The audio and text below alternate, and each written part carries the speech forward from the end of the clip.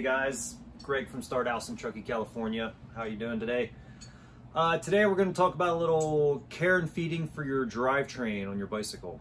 Most notably on this is the measuring of the chain to ensure that you're using stuff that's in spec and stuff that allows you to replace parts down the road if you need to, because if the chain wears beyond a certain point, then you lose the ability to replace just the chain. You'll kind of be stuck with that existing drivetrain, which when we talk about a drivetrain in the shop, we're talking about the chain, the cassette, which is all the sprockets in the back, and the chain ring or chain rings on the front of the bike. Today, we'll just go through a couple chain tools. There are many varieties. My advice is to pick your favorite and use it frequently. If you use the chain tool enough, you'll just learn its nuances and you'll be able to effectively measure your chain and catch stuff before it's too late. So everyone has their favorite chain tool. Mine is the CC2 from Park. We've got these two pins that you drop into the chain. I like to check the chain in a couple different spots, but you're simply putting the gauge at 0, dropping a pin in the chain, and giving really light pressure on the gauge. And this chain is brand new out of the box, and as no surprise, we're at 0, which means we're brand new. We'll measure the chain that's worn, that ruined that other chain ring as well, and see what we get.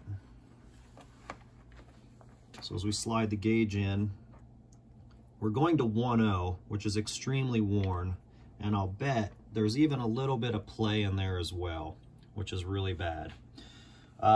Now, Park on this gauge says to replace at 0.75, which I think on a road bike is pretty accurate. I think if you're riding a mountain bike, just due to the stress that the drivetrain is under, the conditions that the drivetrain lives in, 0.5 is my recommendation for when to replace the chain.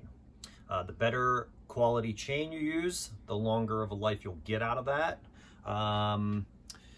And again, if we catch this in time, it's as simple as putting the new chain on and away you go. I tended to tell people 3 chains on an existing chainring and cassette is kind of what to expect for how many chains you can put onto an existing chainring and cassette setup and have good results. If you go beyond that, it might not mesh properly.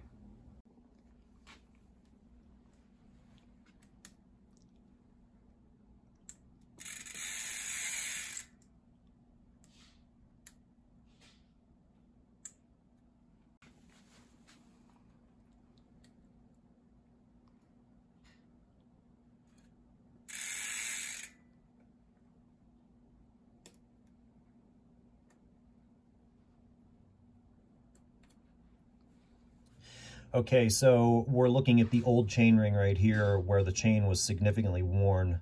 And as you can see, we got a little hook going on in these teeth right here because the forward drive of the ring is in this direction and the chain force is cramming back into here and causing the ring to wear in here.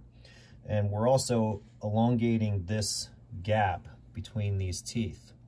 And if we look at a new one for reference, we'll see that everything's nice and uniform. We got nice peaks and valleys and everything looks the same. And this is what ideally you want things to look like. And if we catch the chain in time, things will always look like this. And you can do a couple chains on your bike and reuse all these existing parts. Consequences of not replacing your chain. My advice, if you are getting into measuring your chain and you measure your chain and it's 0.75, my recommendation would be keep it clean, keep it lubricated, keep it in good shape because you're gonna get some more life out of that existing drivetrain. You do, however, lose the ability to replace just the chain or just the chain ring if problems occur.